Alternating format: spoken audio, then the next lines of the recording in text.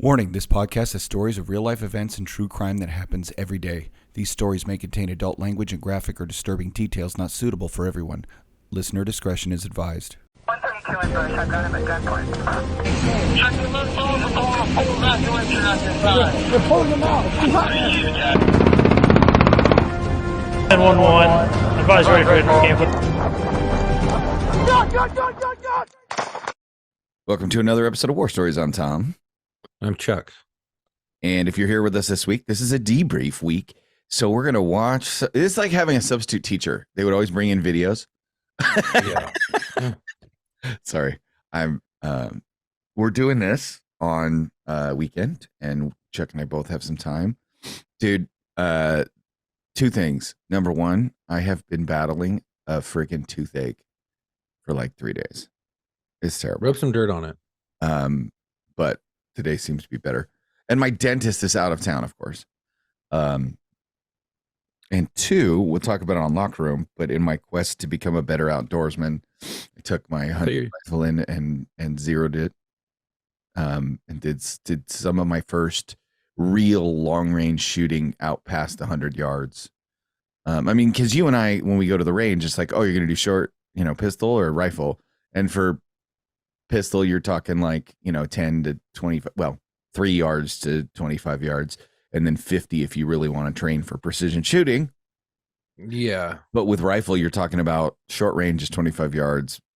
You zero in at 50, and then you're smacking people with iron sights at 100 yards plus a little bit. That's my experience with long range shooting, is to potentially shoot people at, short distances, relatively short. Which that shit comes in handy when you actually have to use it. Right. With a rifle. Right. In fact, one of my buddies that you can see in the fishing video, he took me fishing for pike, by the way. I'll also talk about that on Locker Room. He was a sniper, and he said to me, he goes, yeah, I went to sniper school, but the instructor was honest, and he says that most city police sniper encounters happen in less than 100 yards, 60 to 80 yards. So they shot out to distance at 400 yards or something like that on like for fun, just to test their rifles and test their skills and stuff like that. But it wasn't part of the sniper course. So for me, getting out there and shooting truly long range with an optic and doping, and I'm not into math yet.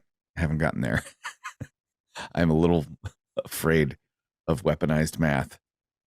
Maybe we can go back in the archives and get JR. He can maybe. Yeah, I mean, but most of the stuff that you'd be doing, right? Most of it would just be, like real simple. Because in the Marine Corps, like we got taught how to calculate windage and elevation, all that stuff, and it was the simplest shit because it wasn't. You're not talking about miles. Like you're not going to be trying to take someone at a mile. No. But if you're at 500, 600, 700, we're talking about yards.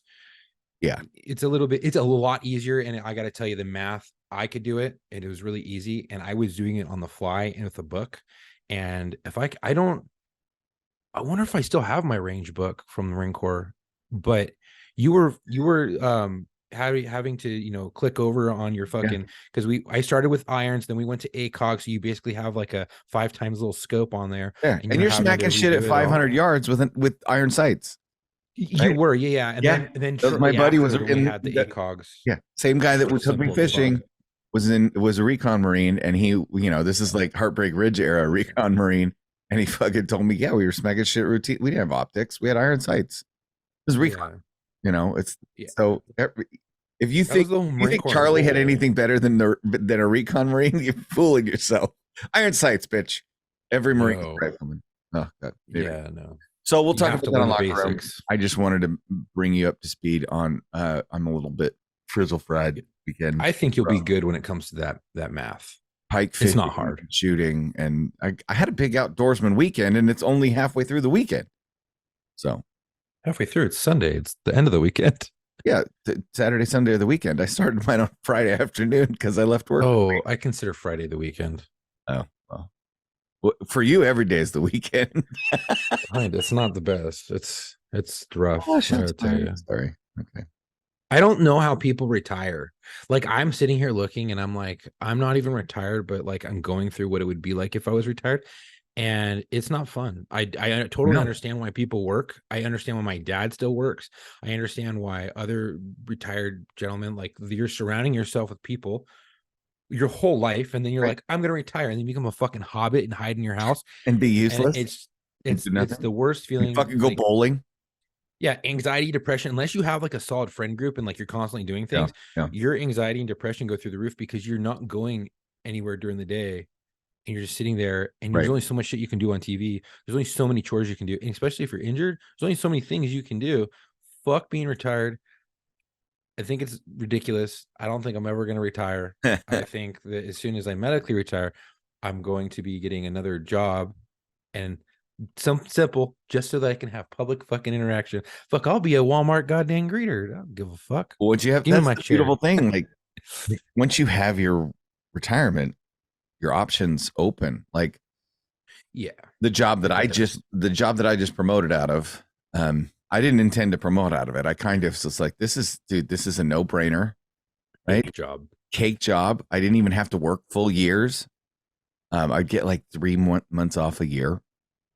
Like Perfect. was great. And then when my boss got um, let go or quit or whatever happened, I don't know. Um, everybody was like, "Yeah, you got to put in for it." And I'm like, "No, I don't want to give up my time off. I don't want stress again. I don't want like I don't have to worry about you. I was happily retired, not worrying." So I get it. But now you'll have more money to buy more things and to do more things and Got more to money, upgrade more your fun. life. I got a wedding to pay for, Chuck. I got a wedding to pay for. Okay, Oh, so I'm never paying for a fucking wedding. They can go get the fucking shit well, eloped somewhere. so here's the deal. She has saved up her own money. Her and her fiance have saved up her. This is locker room stuff. I'll to tell you guys later. But suffice to say, I'll explain. It's cool. She has no idea. I'll say this though. If any youngsters are out there listening, don't waste your fucking money on a wedding. It's ridiculous. Whatever. Waste your Don't money do the on the big fucking weddings, like the fifty waste your money thousand on the dollar party. wedding. Like have a party. Have a party. Have a Have yeah. a party and then use the remainder of the money to one, put a down payment on a house, or Mhm. two, go on a fucking extravagant honeymoon. But probably start thinking about your life together because the This is a memories you're locker gonna room build in conversation. that. We need it. We Yeah, need but it. Okay, dude, I have so send much to us say a on that. message. Send the do you want to get married or be married message to the locker room thread right now, so we remember that. Send us that on that thread because I swear with my ADD I will forget, and this is a good topic because it's something I might it's remember it. advice for our younger. No, just type it. I Fucking type it, motherfuckers. type that for me, please. While I bring up because we're debriefing. Sorry, let's get to the show. Yeah. What is this? Okay. Locker room.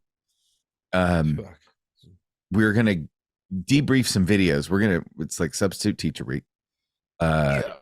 And Little bit Chuck and I have yeah. each brought a couple to the table. So I thought I would share each video, and the first one is one that you brought. You posted most of these on our social media. Yeah. I think there might be one that isn't, there is one that is, but you'd have to go deep into the archives to find it because I've posted it. Anyway, so we'll be watching them. If you're on YouTube, you can watch them on YouTube. If you're at home, if you're just listening to this audio, you can hear the audio when there is audio. Some of them don't have any audio, or I've muted the audio because I don't want to hear the news broadcaster talking. I can just tell you what's happening in the clip. So here we go. This is Chuck's first one. So what do you want to give this while I bring up the screen? So I can go and talk about it real quick. Okay, so what you're going to see is a suspect running for who knows what, because we don't have much context on it because that's not the point of this video. And then you're going to see an officer giving chase, first person view of body cam. You're going to see handcuffs in one hand and a taser in the other. Then you're going to see a fence, and then you're going to see someone climb the fence, such as the suspect, get to the top of the fence. Okay, and here we go. something happens. Watch the video. It's very vague. Yeah, well, I'll have to watch the video. Okay, here we go. Get it. Can I make it bigger? I mean, rub it. I don't know how to use this here. People are getting I the don't know how to total use view of my dashboard. Okay, here you go.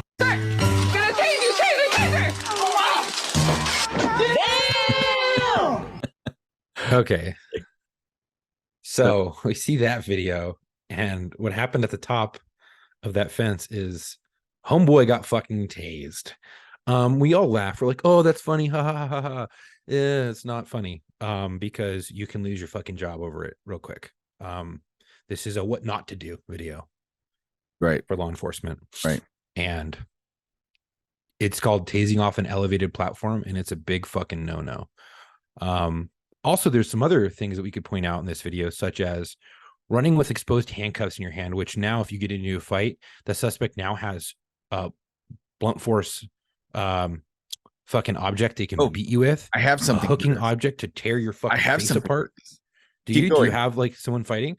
No, So no, but now you ahead. have two impact weapons. You have your cuffs, which can also be used to cut your face.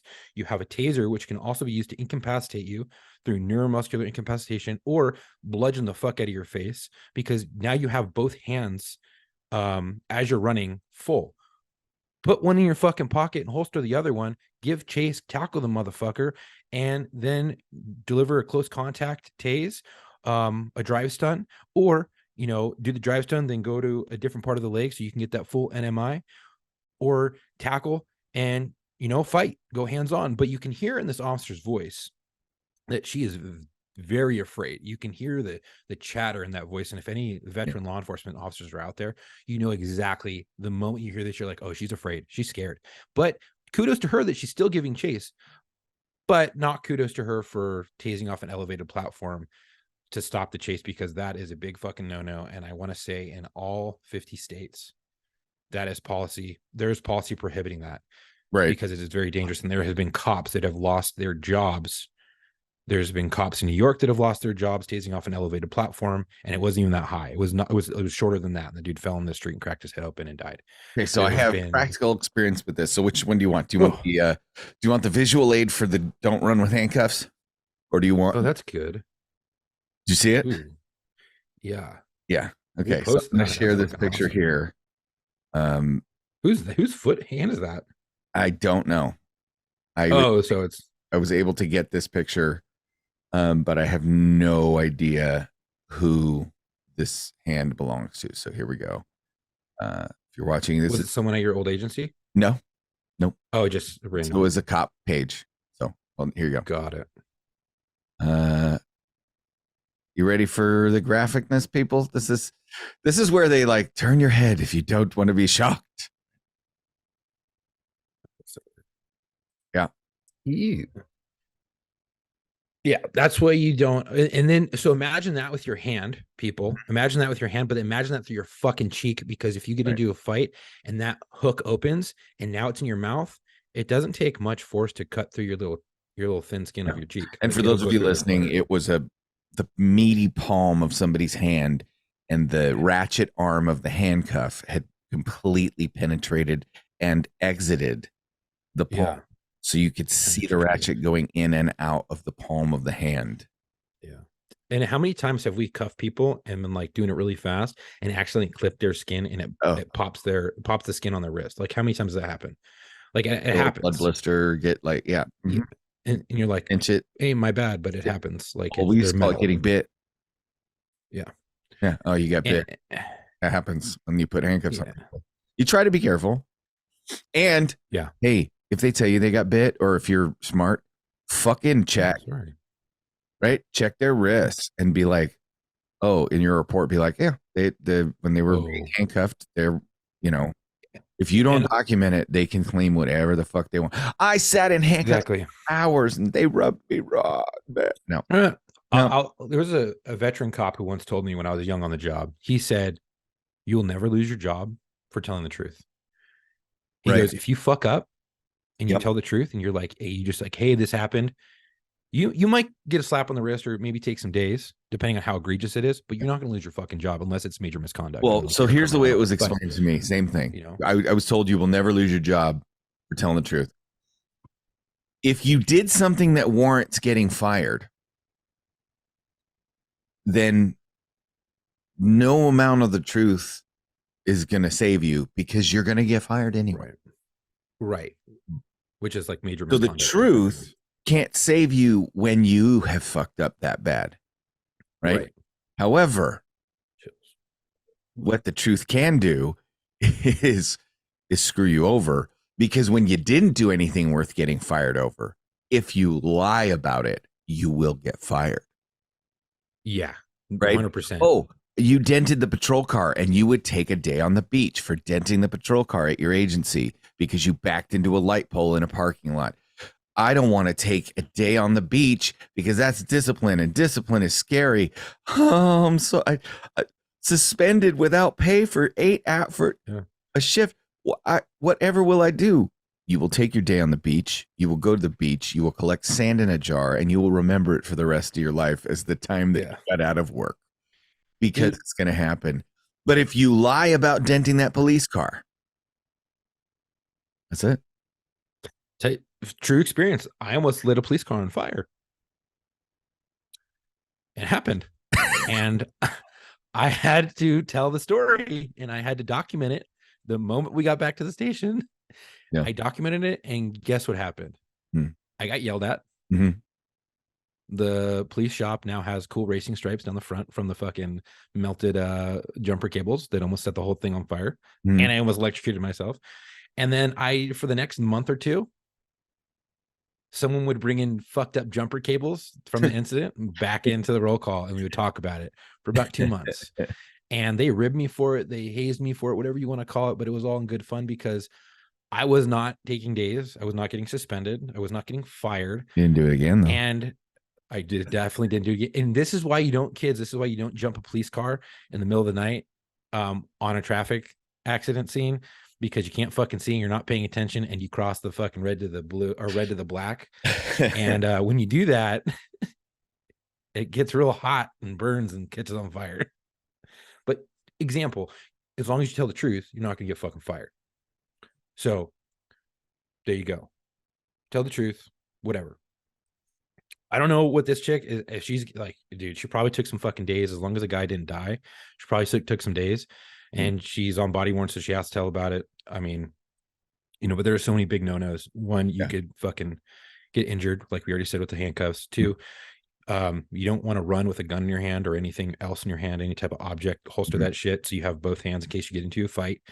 And then because you don't want your poor tactics to lead to a deadly shooting or to deadly force, because the force might be authorized and be like, it's good, but the tactics leading up to it are going to be shit. So you're going to be out of policy, and that's not going to be good. So you got to make sure you know your policy, know what you can and cannot do. And if you need backup, call for backup. We get it. You're going to be afraid sometimes when you're chasing. It's normal. But you have to learn how to control your emotions and control your stress and be able to think and do things with inside a policy so that you don't get yourself indicted and end up in federal prison. Because if this person wants to die, you're going to get indicted. You're going to end up going to federal prison. It's just what it is. No, there you go. I am now I've got this other one here.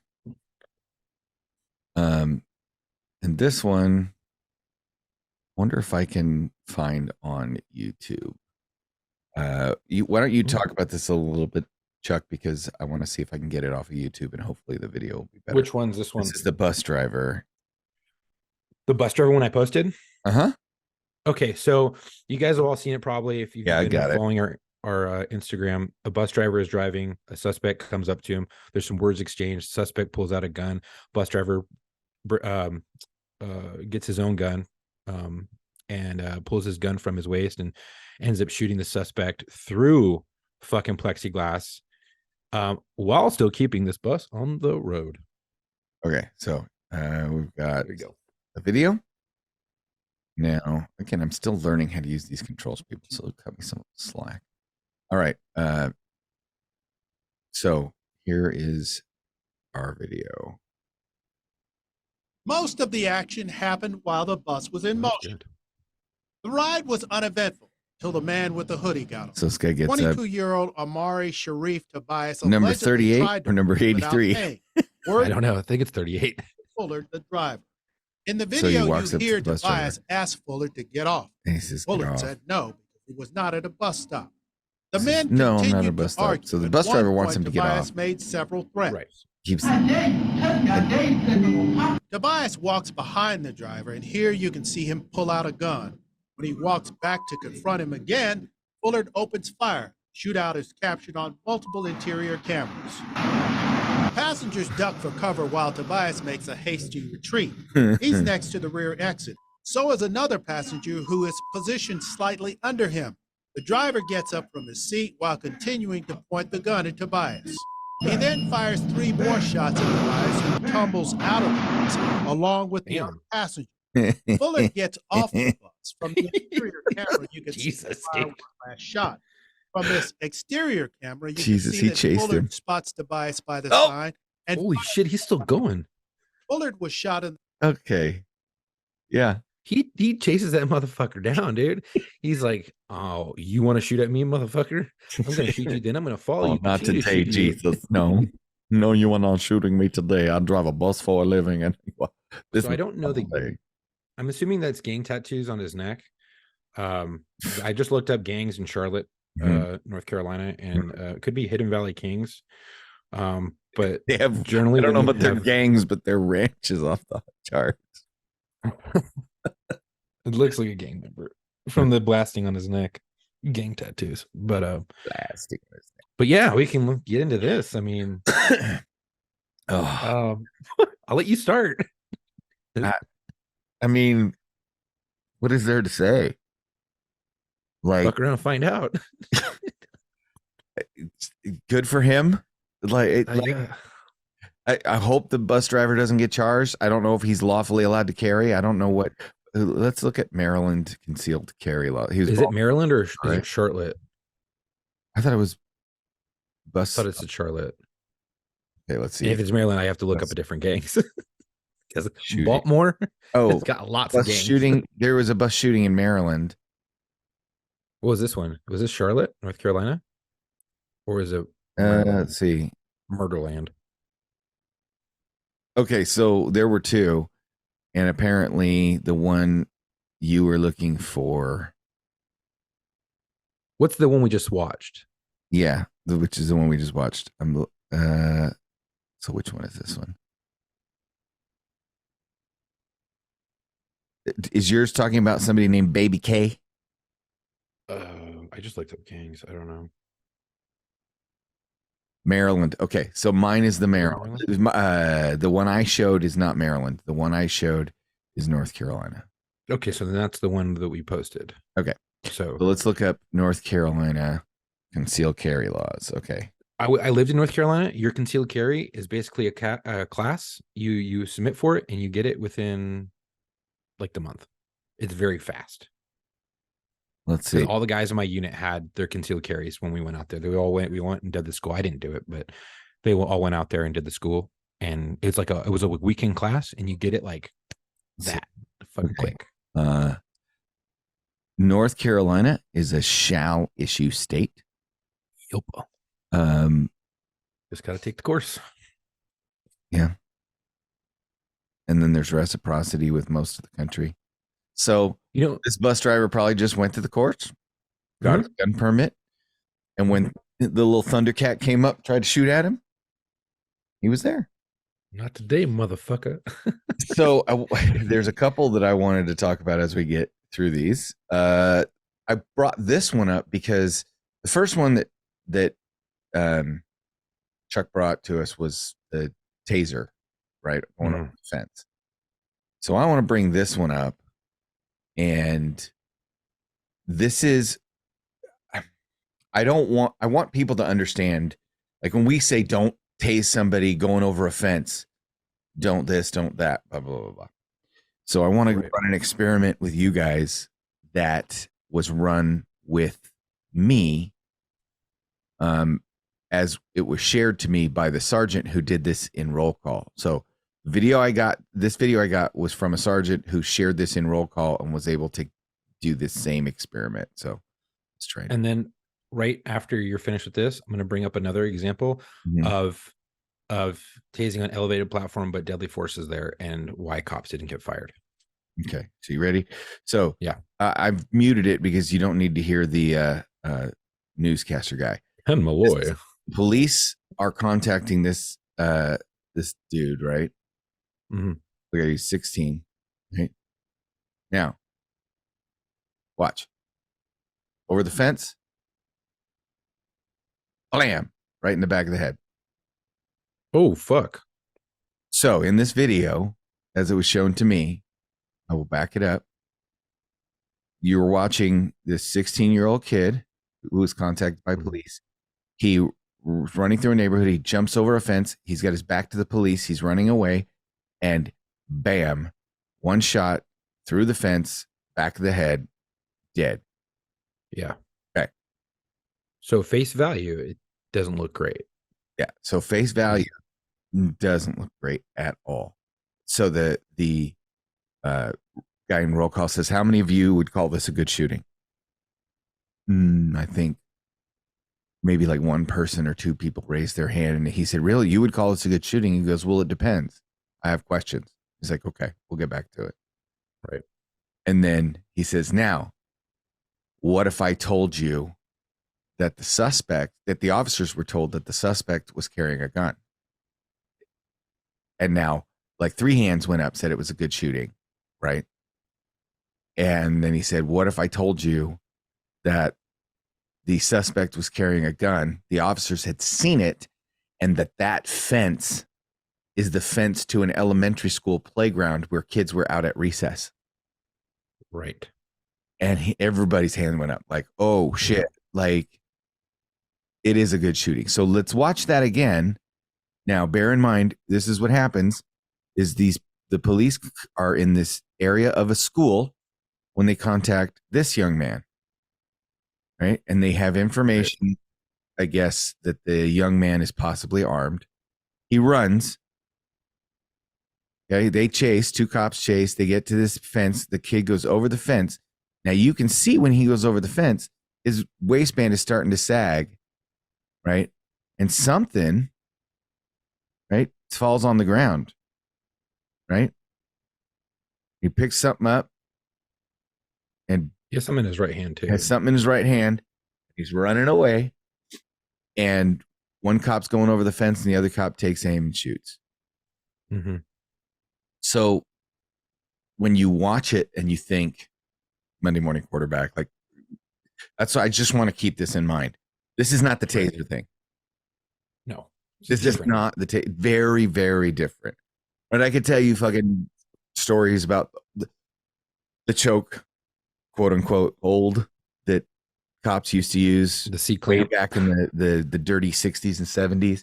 Stories that I've been told by cops who were there back in the day about putting their arm around somebody's neck, making them pass out, only not realizing they were on an elevated porch about 4 feet above the ground, releasing the carotid restraint, and then the suspect falls 4 feet face first, unable to catch himself onto the concrete sidewalks of Hollywood, and explodes his face.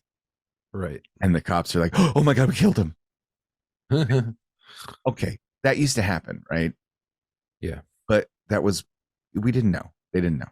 They were doing the best they could. They were seriously, they were as far removed from county sheriffs in the Old West as we are from them. Like that's the time frame, right? So think about how much has changed between the cops of the 60s and 70s to now versus what changed between Wyatt Earp and the 60s and 70s. That's about the same time frame, right? So don't get all pissy at them for still running around like a swinging dick. All right. Anyway, this shooting is not that tasing, because that tasing was, what did you have? Where was he going? You know, where were you at? He was already on top of the fence. He was not on your side of the fence where he would just fall back towards you. He was up in the air, right? Yeah. In this deadly force shooting, let's not lose sight of the fact that it doesn't matter what happens to him when he's climbing the fence or running away from you, because at that point you're using deadly force.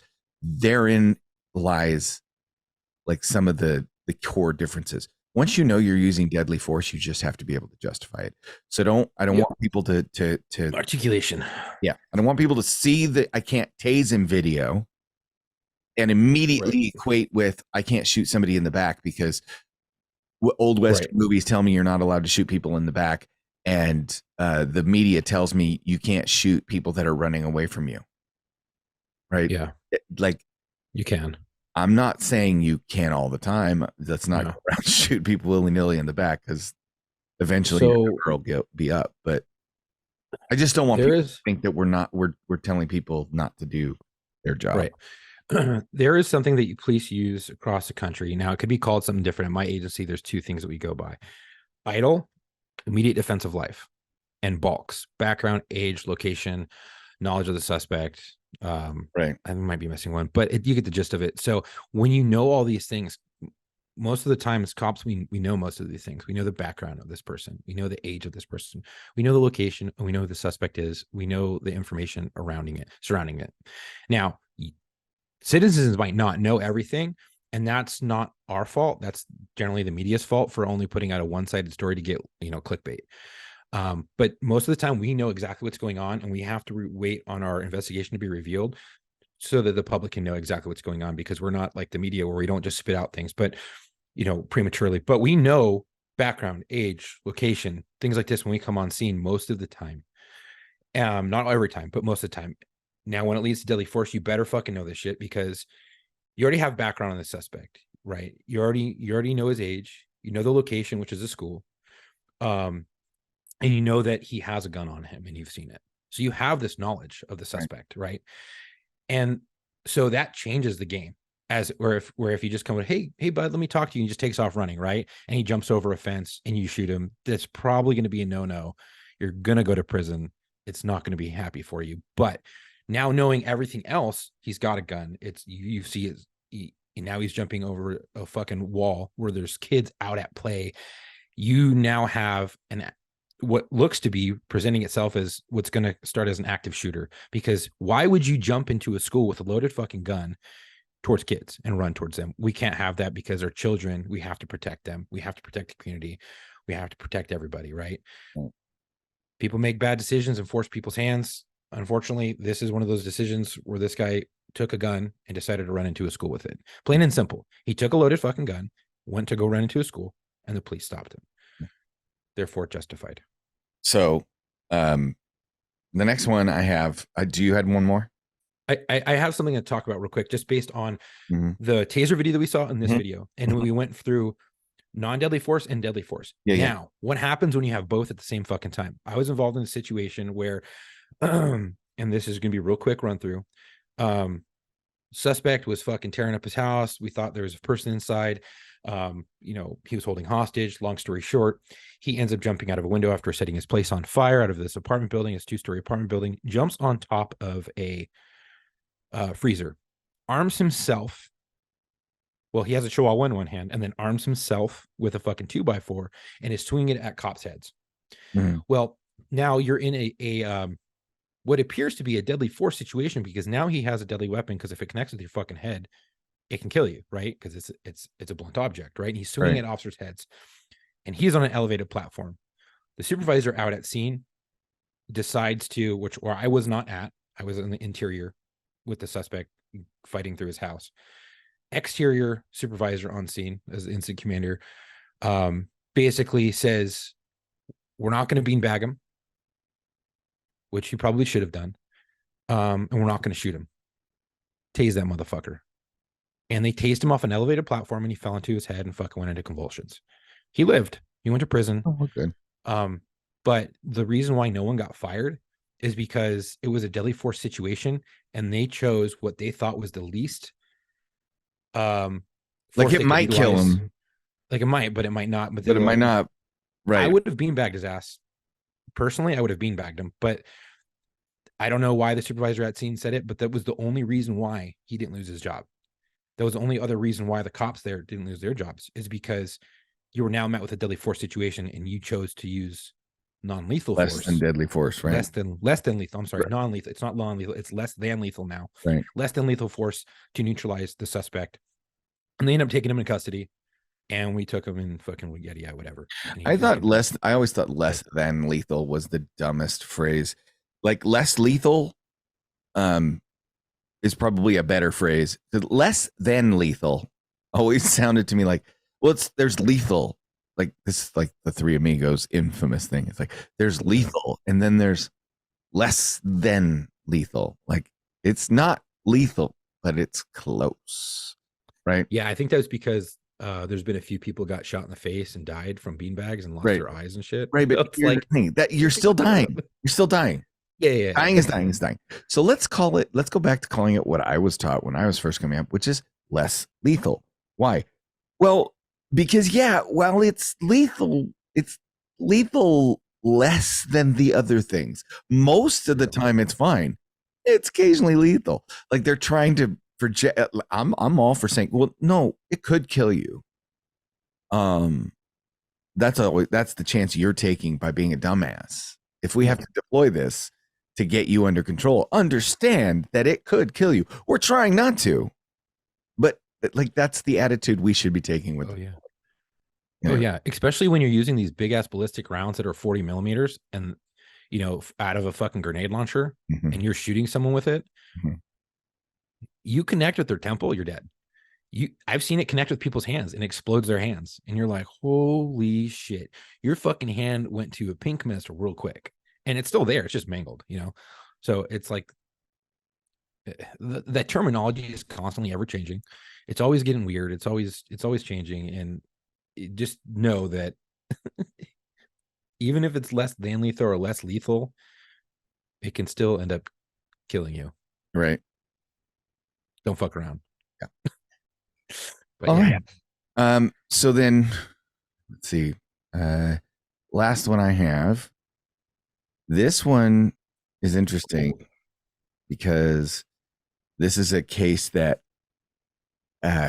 we may have dabbled into a little bit. But it's a Utah police get involved in officer-involved shooting with a sovereign citizen. Yeah. Utah? We all know how scary sovereign fucking citizens are. So here we go. This will be good. Fraudulent passport? No. Wonderful. That's what I'm hearing. Okay, step out of the car for me. No. Sir, step out of the vehicle No. right now. I am not required to. Step out of this vehicle right now. Then we're going to have an issue where Sir, you're step gonna have out of the to car come right in now. So Step the out of the car. We're guy's gonna break the filming window the and pull you cops. out. Yeah. Step out of the car. Gun. A self-proclaimed sovereign citizen is shot and killed during a traffic stop in Farmington, Utah. I'll pull you out. Step out of the car. Body camera video shows the moments leading up to the shooting and what followed when 25-year-old Chase Allen was shot at by multiple officers. We all shot. Yeah, we all shot. You? Yeah. How many shooters? Hey, Chief! 4 of us, I think. It happened on March 1st. 4. when Allen was pulled over for issues with his vehicle's registration. How's it going? Good, how are you? Good, I'm Officer Farmington Police. Reason for the stop today is there's no registration on your vehicle. I don't need registration. I don't answer questions. Alrighty. Early on, Allen begins recording the interactions with officers as he's told why he's pulled over. So here's the deal, man. I'm stopping you because there's no registration. Gun. Let's see. Gun. So that's where the Farmington shots police are say fired. 5 officers opened fire, though right now it's unclear how many shots were fired or whether Allen fired back. Shots fired. We got suspect down. Son is car. He's got a fucking red dot. Put your hands. Don't move. Here, I'm gonna go. Keep him on gun. Investigators say Allen was wearing a gun holster under his coat and that he moved his hands toward it before the shooting. They found the handgun they originally spotted on the floor of his vehicle after the shooting. Oh, he grabbed it. So Good job, officers. so I wanted to show that one because ultimately, here's the deal. You got to go home at night, right? Mhm. And you got to go home with a clear conscience. The video we showed of the cops shooting the 16-year-old kid in the back of the head, Fresno was where that happened, and Fresno paid out, I think, $9 million. There was 2 shootings, both sued at the same year, and the statistic, I think it was 4.5 for each shooting, whatever. Right. So the family of this 16-year-old kid got $4.5 million because their son was a shithead and had to be put down. Right. Didn't come out of the Right. officer's pocket, and none of those elementary school kids are dead. Right. So the city paid $4.5 million because they had to kill a dude who could have threatened a bunch of elementary school kids with a gun. Right. It didn't affect the officers, and it doesn't bring that kid back to life. But it did protect those children. Mm-hmm. So for those of you that are like, oh, what if the city gets sued? So what? So what? Are you in policy? Right? Are you in policy? Know your policy, bros. Know it. Right? Are you in it? Because you can get away with. You're doing your jobs in this day and age. Mm-hmm. You can. You don't have to be. Now, maybe not in LA where the prosecutor hates cops and is actively trying to prosecute them. Mm-hmm. Mm-hmm. Mm-hmm. Those cops in Utah, they went home that night. Mm-hmm. I mean, what would you hear clear as day, Chuck? You hear them say, "Gun, gun." Oh yeah. Right. At least 3 times. Yeah. So I don't know how if they say gun, gun, gun, and they find a gun, and the cops shoot him, like that's pretty cut and dried to me. Now, Yeah. here's what you're getting from the other side. Farmington police released new information about the shooting Wednesday that left 25-year-old Chase Allen dead. Update came less than a day after the family of Allen accused the 5 officers who police said opened fire on him of, quote, brutal murder, and said they were being stonewalled by the police department. The police I wouldn't expect anything less. Right. But police shooting unfolded Wednesday in the parking lot of the Farmington Post Office located at, well, it doesn't matter. Farmington officer pulled Chase Allen over that afternoon because he was driving without a license plate and said the officer called for backup when Allen became non-compliant. So it starts off with a traffic stop and he starts being an ass. How do you get 5 cops there to shoot him? You have a suspect that escalates things to the point where one cop feels like he needs 5 cops. Right. Now, I mean, or you're just being a good partner and you're driving by and you stop and like, hey, you guys need any help? You yeah, just stand by 1 second. Right. Or you're just nosy and you're like, fuck it, I got nowhere else to be. Exactly. But hey, those are your homies. Yeah. Let's see.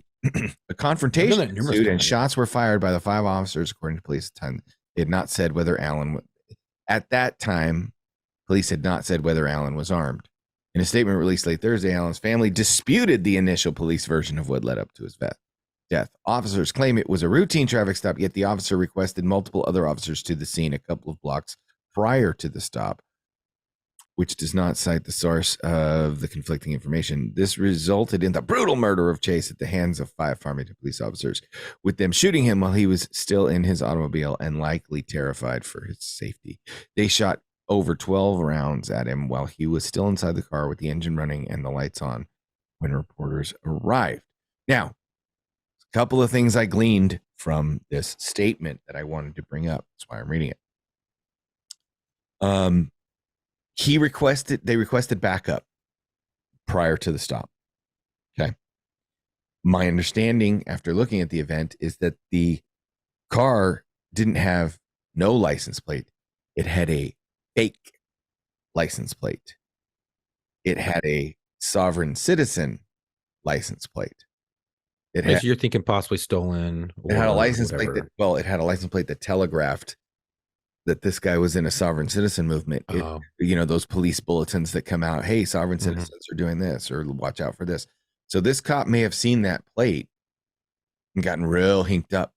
Like, oh, fuck, these sovereign citizen guys are known to be violent in the area, known to be dangerous in the area. Maybe there had been, you don't know, right? But clearly the officer got hinked up, request for backup prior to a stop. I've requested backup prior to a stop. If just for the car having a phony plate. He ran the paper plate, or he ran the paper plate, or he looks at the paper plate and he realizes it's not a real license plate. It could be a rolling stolen, and you're going to get backup on for a rolling stolen. Cold plated vehicle, you know. We used to call it in California, it's a 1051.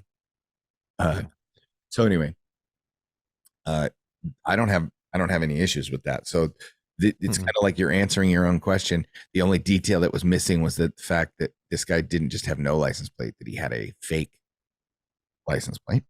Right. And then they talked about 12 plus rounds while he was still inside the car with the engine running and the lights on when reporters arrived. Motherfucker, make them turn the car off. Turn the car off. Turn the car. If you approach a vehicle and it's still running, the first words out of your mouth when you realize the car on the traffic stop is still running is turn off the car. And immediately you should start thinking about getting back to your car, because that's when people fucking run. Right? Like, turn the car off. If you're not leaving, I'm not leaving. So you certainly don't need to be leaving. Turn your car off. Yeah. Right? I love it when you're like, turn your car off. I can't. Why? If I turn it off, there's a fucking screwdriver in it, and I'm like, get the fuck out. And then at that point, you know if they're gonna book it or they're gonna comply. Right. Yeah, but it's a good rule of thumb when you're on a traffic stop for safety. Hey, can you put your car in park, turn it off for me? That way you mitigate the chances of them trying to put that bitch in reverse and slam you into your car or ram your car or take off from you. Now they can always start it. And if you really, you're like, something doesn't seem right, you can ask them, turn your car off, put it in park, turn your car off, and place the keys on top of your fucking car. Because at this point is now a detention. You're detaining them. You're detaining the driver of that vehicle. You can ask them to do that. You can even ask them to step out of the vehicle. They are detained. As long as you're not holding them for, an unreasonable amount of time to conduct your investigation of traffic enforcement, and whatever, and run this person. But now on a simple traffic, you have about 10 to 15 minutes to write your ticket and get them the fuck out of there. Right. So it's not unreasonable. Now, if you're rolling up on a vehicle that has fucking paper plates they don't come back to the vehicle, it's fair to assume that this could be stolen. It's fair to assume that this person doesn't abide by the laws of whatever. So there could be a plethora of things that are going on right here. So it's safe to say you can pull them out of the vehicle and sit them down and conduct a 30-minute investigation into that vehicle, checking the VIN numbers, checking that plate, running him. And then if all comes back to where it's expired, now you can write him a ticket and tow that vehicle. And you're not going to let him back into that vehicle. And now you can impound that vehicle and do an impound investigation and check everywhere into that vehicle to make sure there's no contraband or anything like that going into impound lot. So these are all things that you have in your tool belt that you can utilize. And you have to know these things. And it goes back to policy. You got to know your policy. You got to know your procedures. You got to know your laws and things like that. And so the officers, from everything that I've saw, were doing everything great. They could have had him turn the car off. Great. Only issue that I'm going to see in some states, I don't know about Utah, no bearing in Utah whatsoever, is it's a good shooting, but they might put some of those officers' rounds out of policy, unfortunately. Yeah. So, but it happens, and that happens quite frequently. It doesn't mean they're going to lose their job. It just means, hey, you shot, and you probably should have been shot. Yeah. Too many times, or when you were a person that didn't need to engage and you should have. Like contagious fire, All right. Well, I think that does it. Do you want to take us out and we'll finish up for the week? Yeah, for sure. Let me bring this up real quick. Well, first of all, I want to say, hey, everyone, thank you for listening. If you'd like to see this podcast and the content we provide, please help us out by rating and reviewing us on Apple Podcast or Spotify, or really wherever, whatever podcast platform you subscribe to. Yep. Our podcast is available on all major podcast streaming platforms, as well as on our YouTube. Reviews and ratings are how podcast platforms decide what to recommend, so your reviews really help us grow the show. Also, please give us a follow on our Instagram at war_stories_official and our Facebook at War Stories Podcast. If you already follow us, please like and share our posts. If you click the link in our bio on Instagram and Facebook, you'll be able to reach all of our social media sites and our website. Another way to support us is by visiting our website at www.warstoriesofficial.com and grab some of our merch.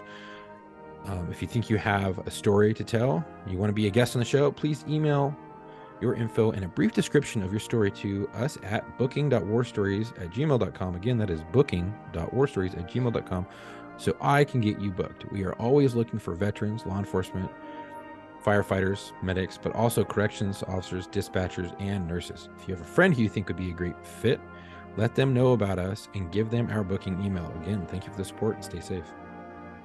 And until our next episode, come home with your shield or on it.